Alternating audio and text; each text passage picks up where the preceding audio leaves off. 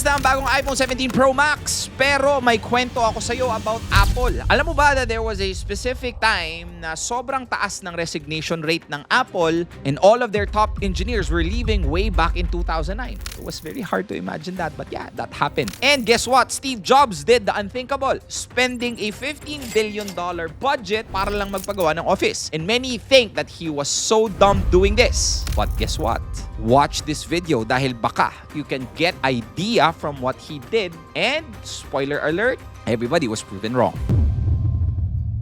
Yo, what's up? My name is Real Talk Darbs. My core competency lies in content marketing. I'm the founder of House Creatives, a company dedicated of helping entrepreneurs create content that converts. Now, let me explain. I'm sure most of you know Apple is a global tech company known for its new products like the iPhone, the iPad, the Mac, AirPods, and many more, as well as its software and services. And it's considered one of the most valuable brands worldwide in 2025.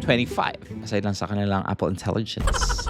And even today, kapag may iPhone ka, feeling mo mayaman ka na. Kahit hindi ka pa nagbabayad ng utang. Kidding aside, going back. Alam nyo ba that back in 2009, Apple had a big problem. Not as big as your They were losing their best engineers. Dahil daw, inaagaw sila ng other companies in Silicon Valley. Tulad ng ginawa sa'yo. Inagawang ka. Hindi mo naman hinabol. Sumama naman sa iba. Joke.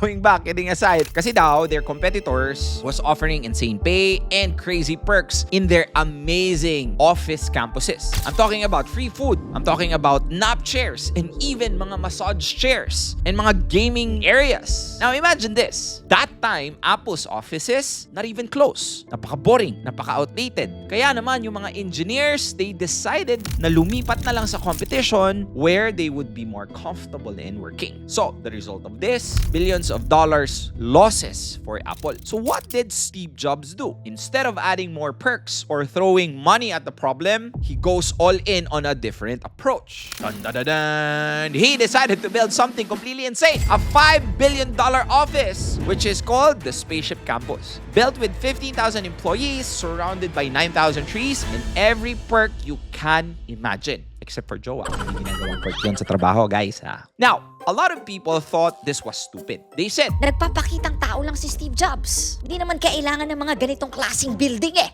But, guess what? They were wrong.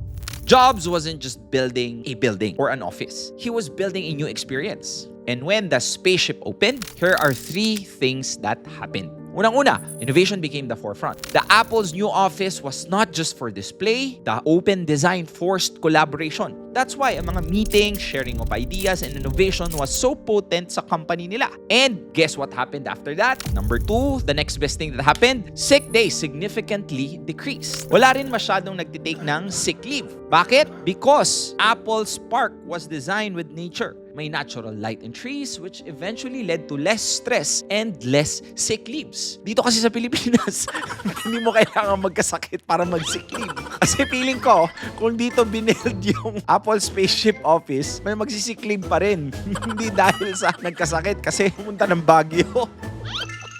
And number 3 that happened, productivity increased. Here's the most interesting part. People work harder. Hindi dahil sa pinilit sila ni Steve Jobs, but because they work harder dahil yung office mismo nag-inspire sa kanila. Dahil maganda ang design, madaming open spaces at nature. And they stayed, work harder, and they work longer. And that, my friend, is where Apple started seeing billions in return.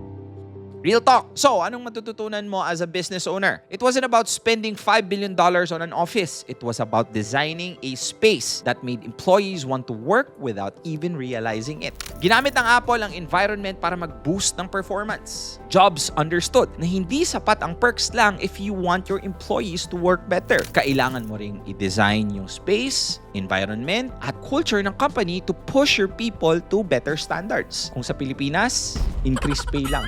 Sapat na. Joke.